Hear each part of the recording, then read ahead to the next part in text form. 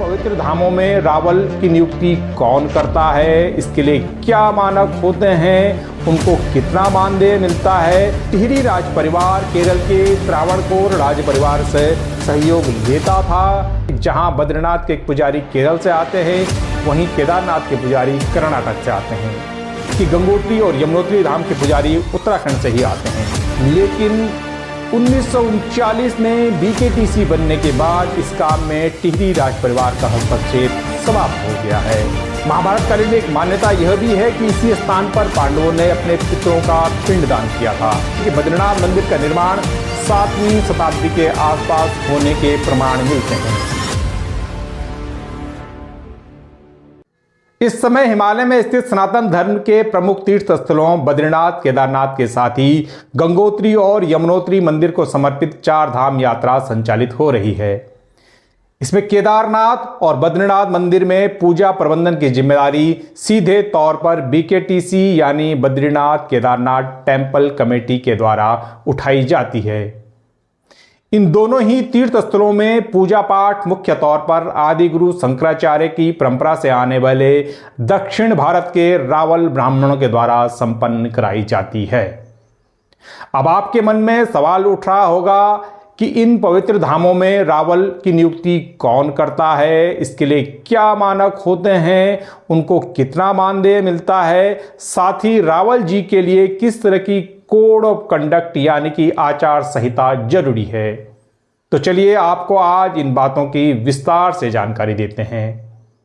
तो आज हम आपको श्री बद्रीनाथ धाम के रावल जी के चयन, नियुक्ति और सेवा शर्तों को लेकर कुछ ऐसी ही अहम जानकारियां दे रहे हैं। तो सबसे पहले यह जानना जरूरी है कि बद्रीनाथ केदारनाथ धामों का प्रबंधन उत्तराखंड सरकार के अधीन बद्रीनाथ केदारनाथ मंदिर समिति यानी बीकेटीसी करती है। तो जाहिर सी बात है कि यहां रावल की नियुक्ति भी बीकेटीसी के जरिए ही होती है। लेकिन बीकेटीसी सीधे तौर पर मुख्य रावल नियुक्त नहीं करती है, बल्कि इसके लिए पहले नायब रावल का चयन किया जाता है। उसके बाद जब मुख्य रावल सेवानिवृत्त होते हैं या किसी कारण उनका पद खाली हो जाता है, तो नायब रावल को उनकी जगह नियुक्त किया जाता है। तब तक नायब रावल यहाँ की पूजा पद्धति, भाषा, संस्कृति और सबसे अहम हिमालय के प्रतिकूल मौसम के साथ भी सामंजस्य बैठा लेते हैं।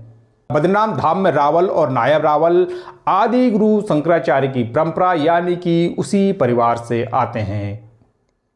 इस तरह यह पद केरल के नंबूदरी ब्राह्मणों के लिए सुरक्षित है। ऐसा माना जाता है कि यह परंपरा स्वयं आदि गुरु शंकराचार्य ने शुरू की थी, जो स्वयं केरल के कालड़ी गांव के रहने वाले थे। पहले नायब रावल की नियुक्ति पर टिहरी राज परिवार केरल के त्रावणकोर राज परिवार से सहयोग लेता था। लेकिन 1939 में बीकेटीसी बनने के बाद इस काम में टिहरी राज परिवार का हस्तक्षेप समाप्त हो गया है।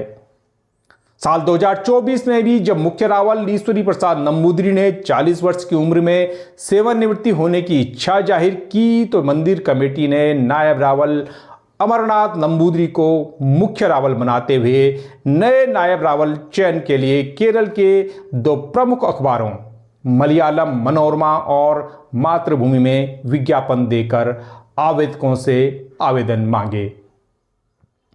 इस विज्ञापन में स्पष्ट किया गया था कि नायब रावल को उत्तराखंड सरकार के अधीन 21,700 से लेकर 69 यानी कि 69,100 रुपए ग्रेड पे वाला, ग्रेड पे यानी कि लेवल 5 वाला वेतनमान मिलेगा।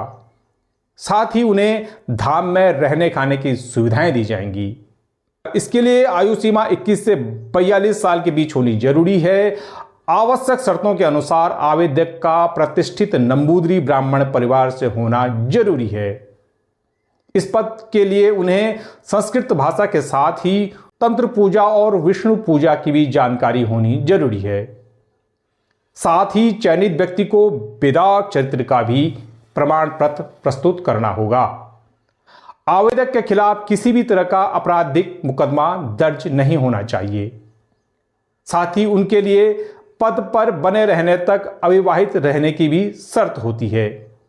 पद छोड़ने के बाद वो सांसारिक जीवन जी सकते हैं, यानी कि शादी विवाह कर सकते हैं। हालांकि शैक्षिक शर्तों में कमेटी सिर्फ साक्षर होने को ही पर्याप्त मानती है, लेकिन हिंदी और अंग्रेजी की जानकारी वाले अभ्यर्थियों को प्राथमिकता दी जाती है।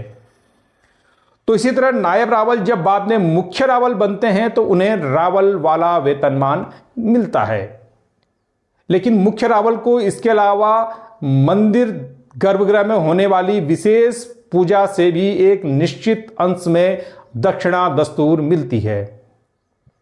इस तरह रावल की सालाना आय अच्छी खासी हो जाती है। सेवा शर्तों में रावल का सेवा काल तय नहीं है, वो अपनी इच्छा से कभी भी पद त्याग सकते हैं। इसके बाद उन्हें जीवन निर्वाह के लिए पेंशन दिए जाने का भी प्रावधान है। अब चूंकि 2005 के बाद देश में नई पेंशन स्कीम लागू है, इस कारण धाम के मुख्य पुजारी की पेंशन का मामला भी अधर में लटक कर रह गया है। सूत्रों के अनुसार कमेटी ने यह मामला राज्य सरकार के पास विचार करने के लिए भेजा है। परंपराओं के अनुसार रावल ही भगवान श्री की मूर्ति को छू सकते हैं, गर्भगृह में प्रवेश कर सकते हैं। साथ ही रावल के लिए अप्रैल मई में कपाट खुलने से लेकर सितंबर में मनाए जाने वाले माता मूर्ति मेला संपन्न होने तक बद्रीनाथ धाम में अलकनंदा नदी पर बना पुल पार करना भी वर्जित होता है। बद्रीनाथ और केदारनाथ के मुख्य पुजारियों में एक अंतर यह भी है कि जहां बद्रीनाथ के पुजारी केरल से आते हैं, वहीं केदारनाथ के पुजारी कर्नाटक से आते हैं। इसलिए वो अपने नाम के आगे लिंग लगाते हैं, जबकि गंगोत्री और यमुनोत्री धाम के पुजारी उत्तराखंड से ही आते हैं। गंगोत्री धाम के पुजारी रावल सेमवाल और यमुनोत्री धाम के पुजारी उनियाल ब्राह्मण होते हैं। आपको बता दें कि बद्रीनाथ मंदिर का निर्माण 7वीं शताब्दी के आसपास होने के प्रमाण मिलते हैं। यहां भगवान विष्णु के एक रूप बद्री नारायण की पूजा होती है। हिमालयन गजेटियर लिखने वाले एडविन टी एटकिंसन ने अपनी पुस्तक हिमालयन गजेटियर में लिखा है कि पहले यहां घना बद्री वन भी पाया जाता था। हालांकि अब इसका यहां नामो निशान तक नहीं बचा है। महाभारत कालीन एक मान्यता यह भी है कि इसी स्थान पर पांडवों ने अपने पितरों का पिंडदान किया था। इसी कारण से बद्रीनाथ के ब्रह्मकपाल क्षेत्र में आज भी तीर्थयात्री अपने पितरों का पिंडदान करते हैं। कुछ लोग मंदिर को एक बौद्ध मठ भी बताते हैं। इस तर्क के पीछे मंदिर की वास्तुकला बौद्ध विहार से मिलती जुलती बताई जाती है। बद्रीनाथ धाम हिमालय में समुद्र तट से करीब 3000 मीटर की ऊंचाई पर अलकनंदा नदी के दोनों ओर स्थित नर और नारायण पर्वत श्रेणियों के बीच में स्थित है। धन्यवाद।